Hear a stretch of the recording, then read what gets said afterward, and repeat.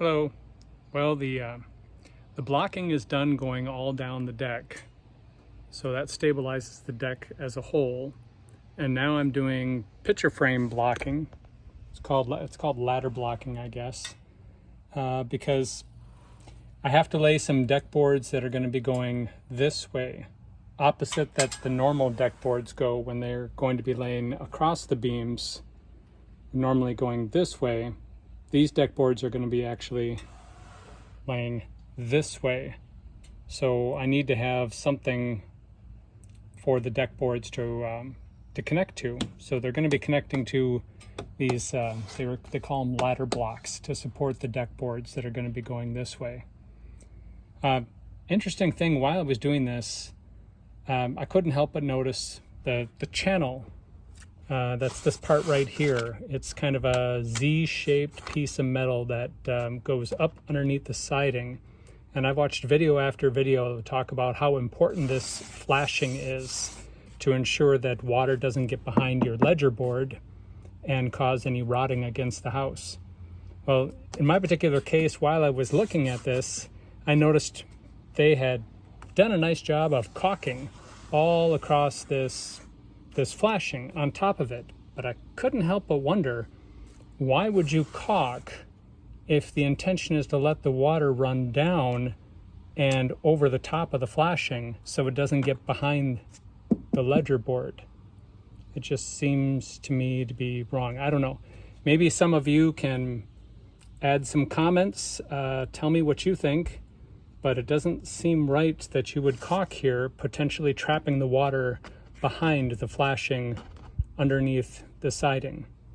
I don't know, maybe I'm overthinking it, but the other curious thing that I noticed is when I'm looking at the end of my deck out on the rim joist, there's the beam that goes across, and that's where all the joists rest on top of. That's what gives it its support. But out on the very edge where the rim joist was attached, they attached the rim joist with joist hangers, which I don't really understand why they would use joist hangers, because it was my understanding that joist hangers are supposed to help support the load if the load is pressing down. So you have a joist hanger that acts as kind of a cup to hold the joist. But if all the weight is being supported by this beam right here, then why would you need to do something, a hanger out here, to support the weight going down? There should be no downward pressure. All the other videos I watched, they just put bolts like leg screws in the end of the rim joist going into the joist, and that's how they secure this rim joist out here. But in this case, whoever built this deck decided to use joist hangers. Now, they may have also used leg screws in the end of the rim joist to secure it. I have to check on that, but I'm just really confused on why they would use these joist hangers out here to connect it to the rim board. I don't know. Maybe some of you can add some comments. Let me know if you've seen this before. I'm a little confused. By the way, big shout out to Dr. Deck. I've watched a lot of great videos from Dr. Tech. His YouTube channel is just filled with a lot of great information that has really helped me learn about building decks.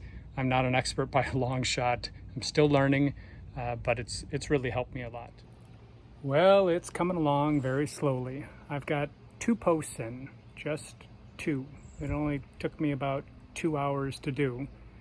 You know, the videos that I look at online, they make it look like it's really easy. You know, you just put the post in and support it and put some blocks in. But, you know, what they don't tell you is it takes forever to try to make sure the thing is level. And that when you try to just hold it with your hand in place and try to make it level and then screw it in, screwing it in, it moves the post and then you get all messed up.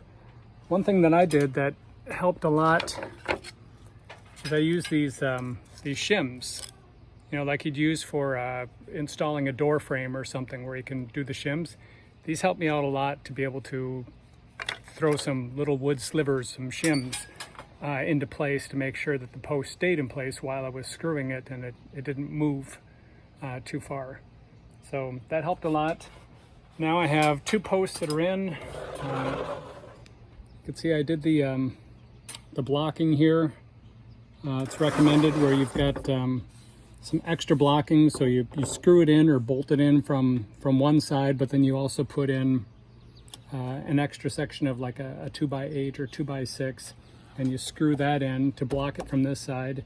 And then this is a 4x4, a chunk of 4x4 post, about an extra 4x4 post, and I cut that down and stuffed that in there, all trying to make sure that the post is level. And I did the same thing out on the corner. And so that turned out pretty well too. These things are rock solid. Once you get them blocked in, they take a lot of time to get them all blocked in with the extra blocks and the extra screws and everything, but I think it's totally worth it.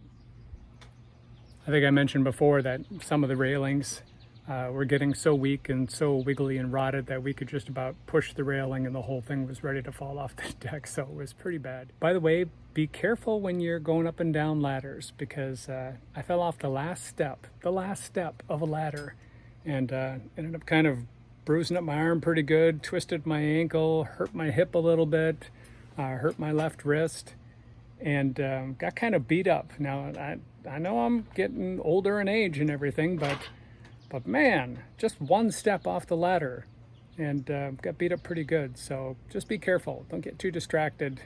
Pay attention on those ladders, folks. All right, that's all for now. We'll see you.